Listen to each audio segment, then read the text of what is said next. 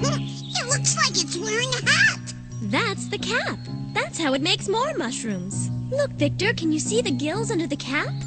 They hold millions of little specks called spores. Then they drop them, and the wind scatters them.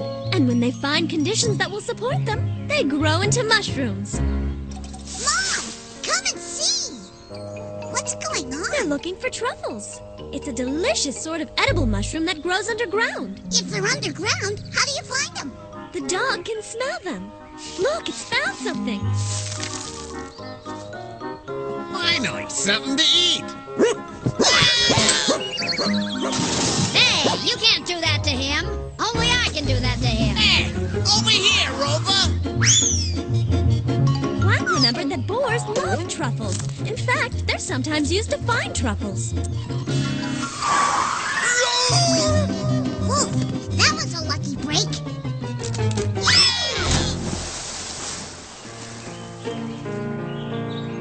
Black, where are you? Are you all right? I'm fine. Hey, look what I found. Whoa, is that a mushroom? Yup, that's a giant puffball. They can grow as large as 6 feet in diameter. Oh, there you all are. I was... Alien invaders! They've landed! I guess some people aren't cut out for the wonders of nature.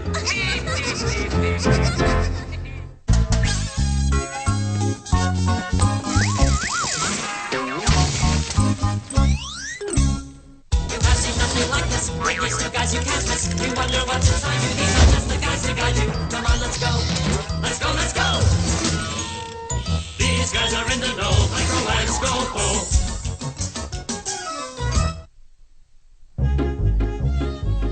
Victor, you shouldn't hang upside down like that. Oh, Mom. All the blood was rushing to your head. Hey, Mom, what's blood for? First of all, Victor, you have to understand that blood travels to all parts of our bodies. It's just like traffic moving all over the city. Only instead of running through streets and alleys, it runs through the veins and the arteries of our body, circulating everywhere from our head to our toes. An adult human body contains about 1.5 gallons of blood. Let's go see blood circulate. So,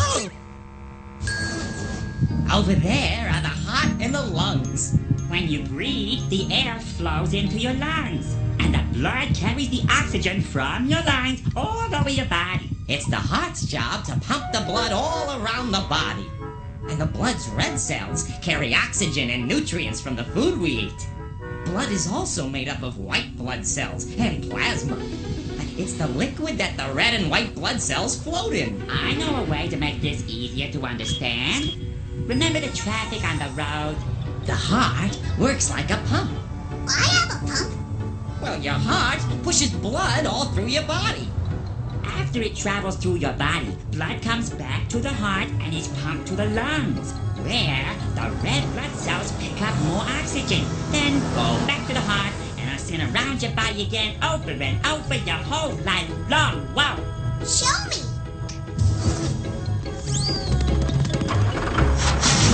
Like traffic on a highway, blood is carried away from the heart through the arteries and capillaries. Then, when the blood delivers its oxygen, it goes back to the heart through the veins. Now we'll see how the body uses the things it gets from the red blood cells. Ah, just the thing. This muscle is working hard. It needs extra oxygen and nutrients. Scopo, you handle the oxygen, and I'll take care of the nutrients.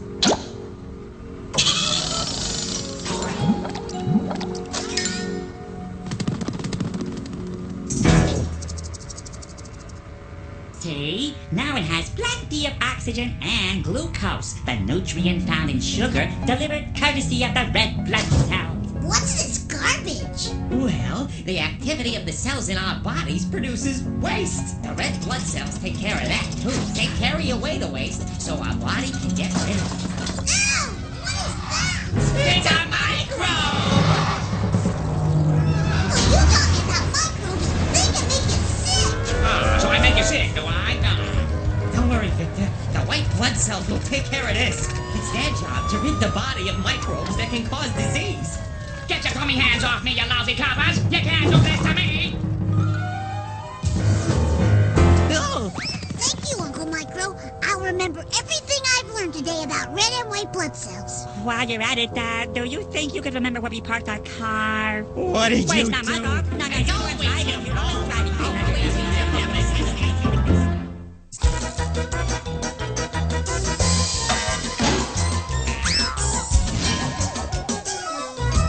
Who has all the answers about the sun and moon and stars? That would be Zygo and Magic. Who can tell us all about the atmosphere and Mars? That would be Zygo and Magic. Pick a spot in outer space, they've been all around the place. Zygo and Magic, here they come.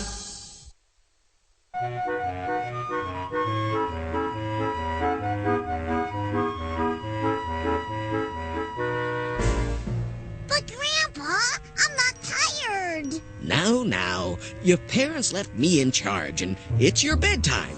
Are you trying to get me in trouble? Zygo! Knock it off! You're acting like a dog! I am a dog.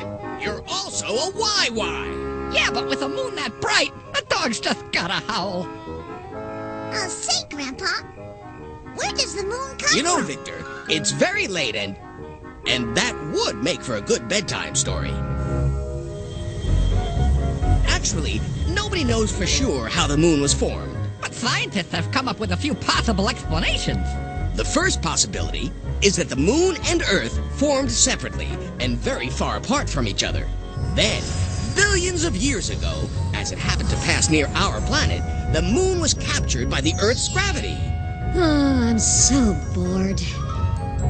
Hey, company! You, come here! Leave me alone, you big bully! Yeah, of course, it's only one of the theories. What are the others? Well, when the solar system first formed almost 5 billion years ago, there may have been a ring of particles turning around the Earth. Like Saturn's rings? Yes, Victor. And like Saturn's rings, they would have been made up of ice, dust, and rock. In time, these little bits and pieces may have come together and formed the moon. Hey! What did? Use it, turns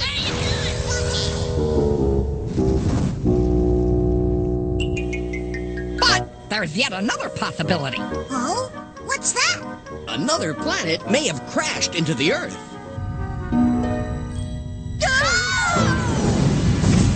When it hit, the explosion would have thrown debris into orbit around the Earth. Kids, don't try this at home. In fact, don't try it, period. We think this debris could have come together and formed the moon. But even though we can't be certain how the moon formed, we do know a lot about what it's like now. We've even sent astronauts to the moon to explore it and to collect rock and soil samples. Do we know where all those holes came from? Those aren't holes, Victor. They're craters. They were made when meteorites crashed into the moon.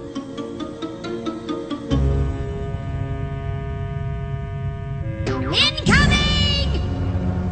Meteorites have hit the Earth, too. But our planet is protected by its atmosphere. Well, you taught me most meteorites burn up before they hit the Earth. Right, but the moon has no atmosphere to protect it, so meteorites hit it with tremendous force. Leaving huge craters. Well, I think I understand, Zygo. Looks like Victor's had enough theory for one evening.